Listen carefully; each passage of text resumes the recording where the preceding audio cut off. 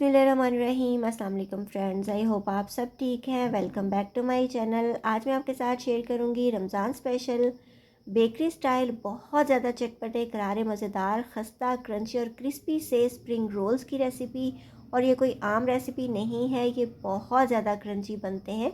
आप खुद इसका साउंड सुनिए।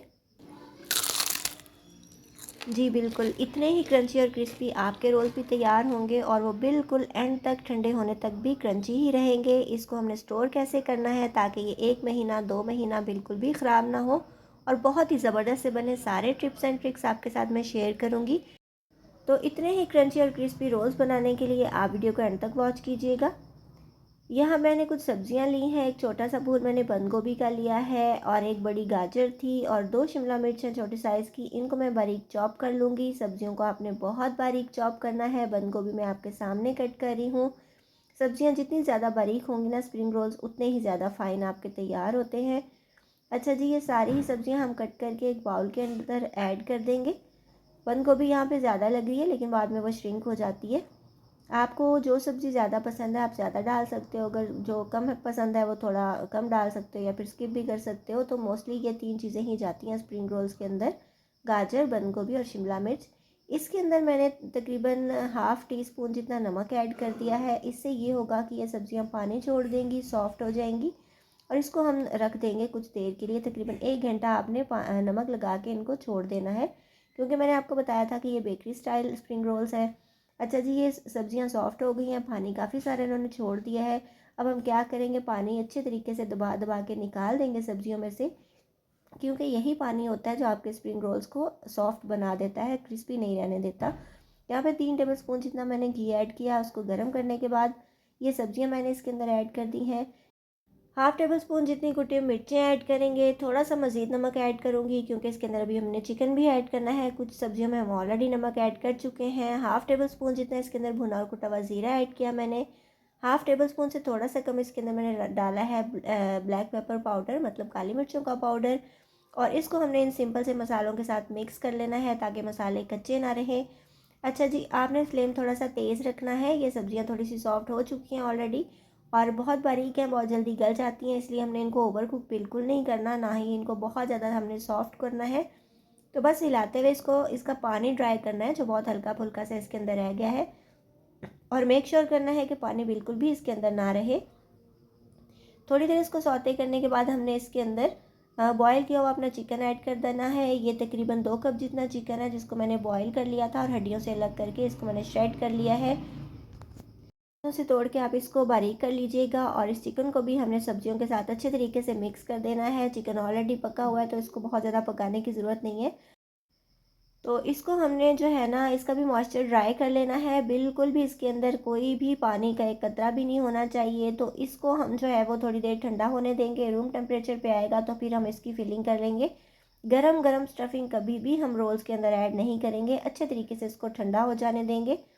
किसी खुले बर्तन या खुली प्लेट में डाल के रख लीजिए। ये देखिए, ये हमारा मेज़ा जो है ये ठंडा हो चुका है और तैयार है बिल्कुल फिल करने के लिए। यहाँ पे मैंने 2-3 चम्मच जितना मैदा लेके थोड़ा सा पानी ऐड करके हमने इसकी एक स्लरी बना ली है।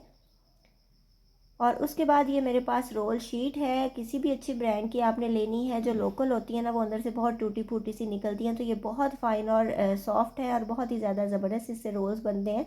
आप इसका फाइनल रिज़ल्ट देखिएगा। एक ही साइज़ के बहुत ही ज़्यादा ज़बरदस्त और ख़ूबसूरत से रोल्स बनते हैं। अच्छा जी, इसका कोना, इसके फोल्ड करने के 2 मैं आपको टेक्निक्स बताऊंगी। एक कोना अपनी साइड पे रखिए, फ्रंट वाला कोना सामने रखिए। इस तरीके से थोड़ा सा मिक्सचर रखिए। बहुत ज़्यादा भी मिक्सचर नहीं रखना और बहुत कम भी नहीं रखना। तकरीबन 1.5-2 चम्मच जितना मिक्सचर इसके ऊपर आपने रखना है। थोड़ा सा टाइट करके इसको रोल करेंगे। बहुत ओवर भी टाइट नहीं करेंगे वरना ये फटना शुरू हो जाती हैं, क्योंकि बहुत फाइन शीट्स होती हैं। और ये इसको हमने साइडों से पकड़ के भी फोल्ड किया है थोड़ा सा, और कुछ मेरे नेल्स लग के भी टूट जाती है अक्सर शीट्स। अच्छा जी, ये जो फ्रंट वाला कोना है ना, इसके ऊपर आपने वो मिक्सचर लगा देना है, स्लरी लगा देनी है और इस तरीके से रोल करके इसको हमने बंद कर देना है। और मोस्टली बाज़ार वाले इसी तरीके से करते हैं कोने से। तो ये कोना जो है ना, जहाँ से बंद किया वो आपने नीचे रखना है ताकि वो चिपक जाए अच्छे तरीके से। दूसरे तरीके से आपको फोल्ड करना सिखाऊंगी। इस तरह से आपने स्क्वायर अपने सामने इसको रखना है। 1.5-2 चम्मच जितना मिक्सचर लगाना है और इसके किनारों पे हमने ये स्लरी दोबारा से लगा देनी है। ये स्लरी अच्छे तरीके से लगाइएगा ताकि रोल्स जो है ना वो चिपक जाए और घी के अंदर जाने के बाद खुले नहीं। साइडों से इसको थोड़ा सा फोल्ड करेंगे, फिर पीछे से पकड़ के इसको टाइटली रोल करते जाएंगे। थोड़ा सा मिक्सचर लगाएंगे दोबारा एंड पे और इस तरीके से इसको फोल्ड कर लेंगे। तो ये 2 तरीके से मैंने आपको रोल करना बता दिए हैं। सारे ही रोल्स इस तरह से बना के हम तैयार कर लेंगे और ये रोल्स जो है ना आप पूरे महीने के लिए स्टोर कर सकते हैं। स्टोर करने का तरीका भी आपको बाद में दिखाऊंगी। यहाँ पे मैंने घी गरम कर लिया था, इनको हम डीप फ्राई करेंगे। और आप देख सकते हो घी जो है ना ये बहुत ज़्यादा एक्स्ट्रा हॉट नहीं है और ना ही बहुत ज़्यादा ठंडा है, मतलब मीडियम सा हॉट हमने रखना है, क्योंकि ये चीज़ें जो है ना ये थोड़ा कम टेम्परेचर पे अच्छी फ्राई होती हैं, गोल्डन ब्राउन होती हैं और देखने में अच्छी लगती हैं, अंदर से कच्ची भी नहीं रहती। तो ये रोल जितने आपके इजीली इसके अंदर आ सकते हैं आपने डाल देने हैं, बहुत ज़्यादा फुल करके नहीं डालने वरना टर्न करने में प्रॉब्लम होती है, तो तभी आपके रोल टूटते हैं।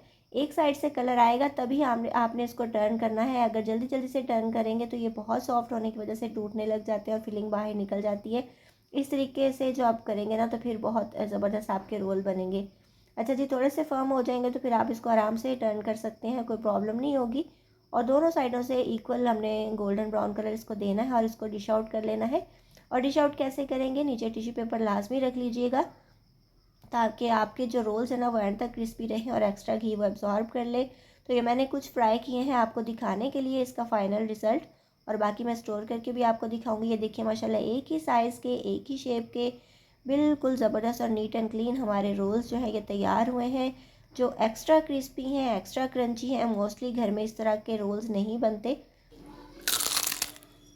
तो ये आपने सुना इसका साउंड कितना ज़्यादा ज़बरदस्त है, कितने ये क्रंची और मज़ेदार बने हैं। इंशाल्लाह बिल्कुल ठंडे होने के बाद भी ये इतने ही ज़्यादा क्रंची रहेंगे। और ये इतना गर्म था कि मुझसे टूट नहीं रहा था, लेकिन फिर भी आपको दिखाना था कि ये देखिए अंदर से कितना ज़्यादा ये माशाल्लाह फुल है, सारा इसके स्टफिंग भरी हुई है अंदर। अच्छा जी, फाइनल रिज़ल्ट आपने देख लिया फ्राइंग के बाद। बाकी जो बचे हैं हमने इसको स्टोर करना है रमज़ान के लिए।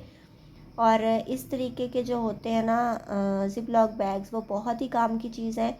अगर आपके पास ये नहीं है तो आप कोई भी डिब्बा कंटेनर प्लास्टिक का लेके उसको अच्छे तरीके से बंद करके स्टोर कर सकते हो।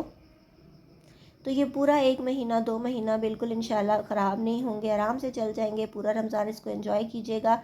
अगर आपकी फ़ैमिली बड़ी है तो आप ज़्यादा क्वांटिटी में भी बना के स्टोर कर सकते हो।